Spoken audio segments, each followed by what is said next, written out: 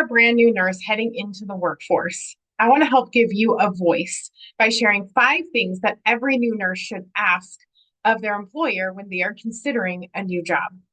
Now, here's one thing that I need you to know is I definitely feel like nursing's response to the pandemic was to push nurses through nursing school faster, and hospitals' response was to shorten orientation time.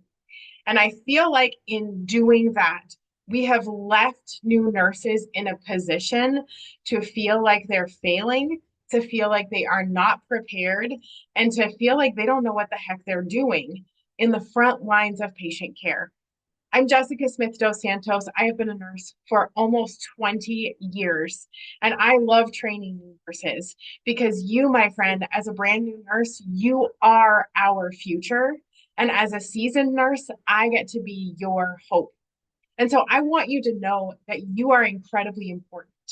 And if you feel like you were rushed through a nursing program and that you were rushed through orientation, and now you feel like a fish out of water, like maybe sometimes you're drowning, I want you to know that it's not your fault. And I want you to push the brakes a little bit, especially if you're in that season of you just graduated nursing school and now you're going into the workforce looking for a job and going through the interview process. There are 5 things that I want you to consider as you are applying for new jobs. 5 things that you should ask your potential employer. The first thing is, what does your orientation and training process look like? What you want to know is your employer going to have your back? Are they going to give you the amount of time that you need in order to be confident, competent, and independent as a nurse in the department that they're hiring you for? How long is the orientation process? Is it classroom? Is it hands-on? Are you going to get multiple preceptors, or are you going to be assigned to only 1 or 2 for continuity? How many years of experience is your preceptor going to have? These are all really important things to consider when you are applying for a new job and when you're finding out, like, how are you going to train me? What investment, if I'm going to invest in your company as the future, how are you going to invest in me now so that I'm confident, competent, and independent? What I will share with you is that I get the benefit of precepting our next generation. And what I will say is that limiting the number of preceptors helps with continuity because you get to see that preceptor week in and week out, and that preceptor starts to know your quirks. They see your strengths. They see your opportunities for growth, and they can guide you, and they know what kind of patient assignment to help you choose that will stretch you and help you grow while still under the wings of preceptorship. Okay. Also, preceptor experience is super, super important. If you're learning from a brand new baby nurse who still doesn't know all the nuances of nursing, you may be set up to not know some little things that may get lost just simply because they're new. Not that they're a bad nurse, it's just that they don't quite have the experience to be able to pass down to you like a nurse with 5 years of experience or more may have to offer you in your orientation and training. Number 2, what are the performance expectations and what kind of feedback will you be giving me? How often are you going to be giving me feedback?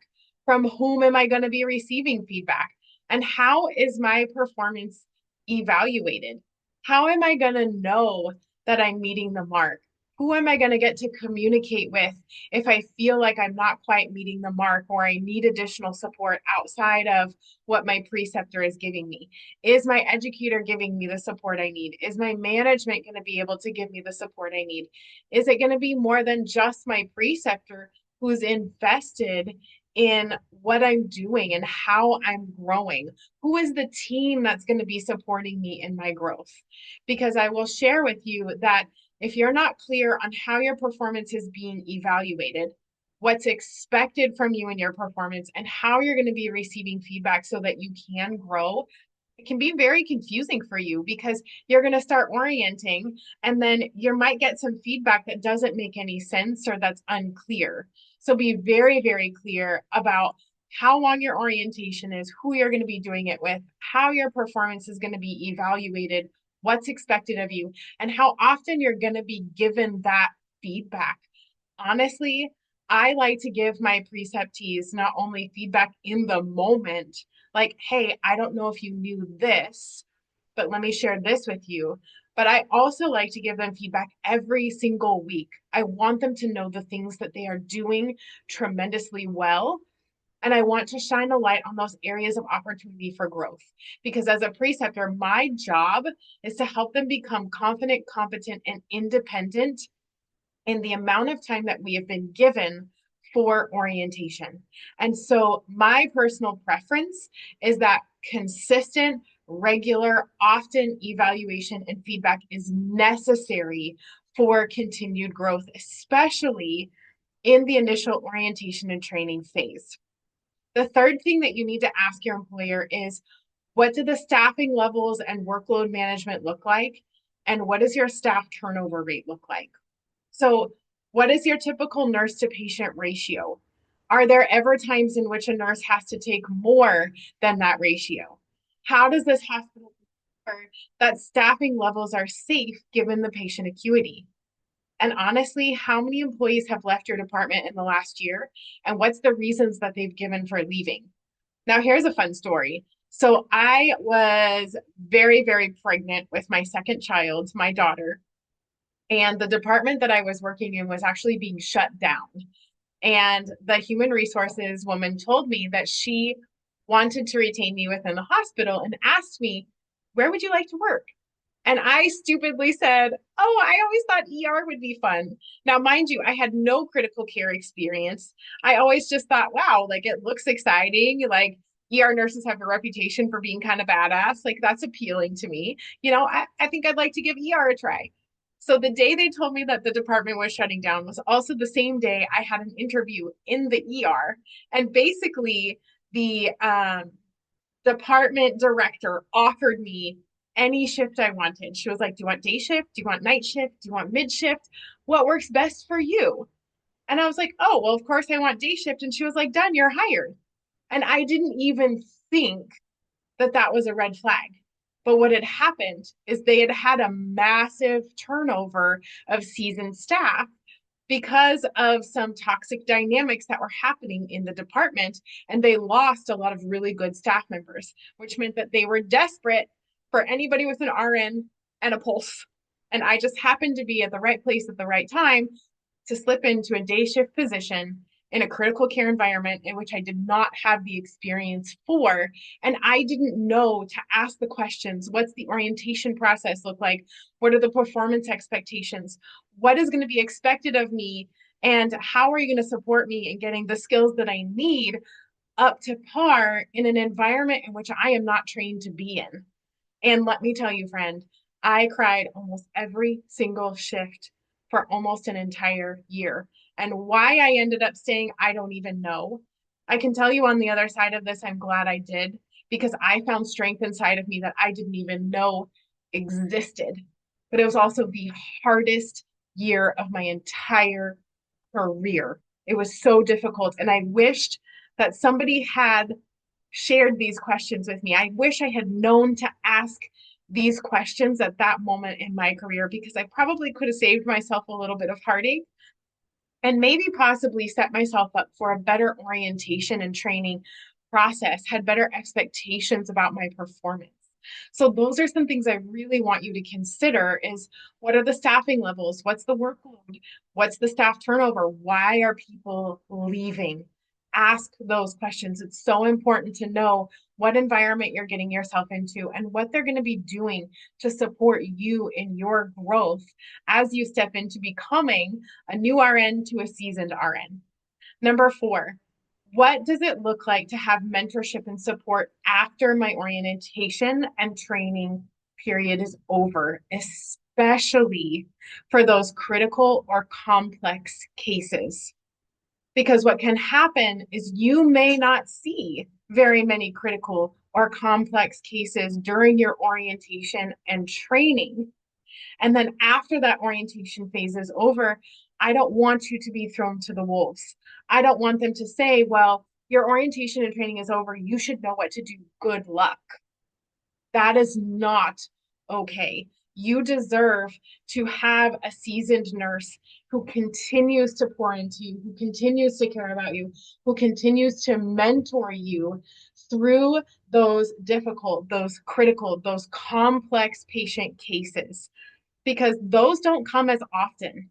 And those seasoned nurses with experience have seen them enough to know the nuances of care and to be able to guide you in becoming a confident and competent nurse in those situations. So make sure that you ask what kind of mentorship and support is available to me after orientation, because you really need to know that you're going to be fully supported with those cases that are outside of your comfort zone, that are outside of your skill set, that are outside of your experience. I once had a new nurse that I trained. She had been a new nurse for about 12 weeks. Her orientation was 11 weeks, and we were in the ER. And on week 13, she sent me a text saying that she just felt like she was failing as a nurse. And I said, honey, you only have 12 weeks. You've only been a nurse on your own for 12 weeks. How could you possibly be failing? If you're failing right now, it's because I haven't supported you well. If you're failing right now, it's because the system that's in place has not mentored you, has not fostered you, has not taken you under their wing and shown you how to feel confident and competent in these situations. But what I really want you to hear me say is if you are not getting mentorship or support outside of the orientation process and you are going to be thrown to the wolves, I would highly encourage you to either advocate for yourself and make sure that you have that in place, or keep looking for another position that is going to be willing to connect you with an experienced nurse mentor who will support you past that orientation, past that training, and who will have you lockstep when those critical cases, when those complex cases come your way, because they will. And I want you to be supported. So make sure you ask and advocate for yourself. And number 5, ask what career advancement opportunities they have available for you. Because my friend, I said it when we started this video, and I'm going to say it again.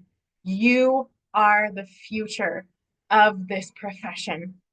And I want you to step into this profession not only thinking, how can I be the best possible nurse at the bedside that I can be for my patients?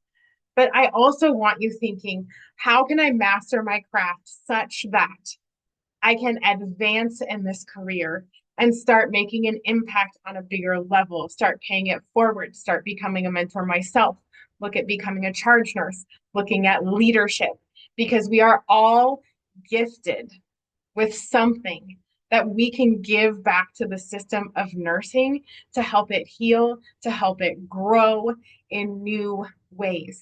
And you are the answer to the healthcare system. You are the future. And I want you to know that you deserve opportunities to step into those roles.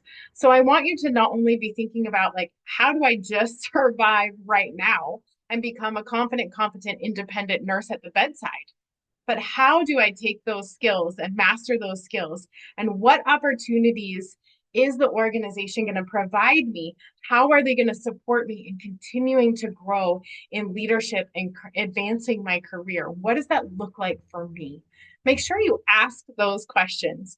When you are looking at taking a job, don't just jump at the first thing that comes your way, because I want you to know that you have massive value in the workplace. Just because you're new does not mean that you have to take the first thing that comes your way.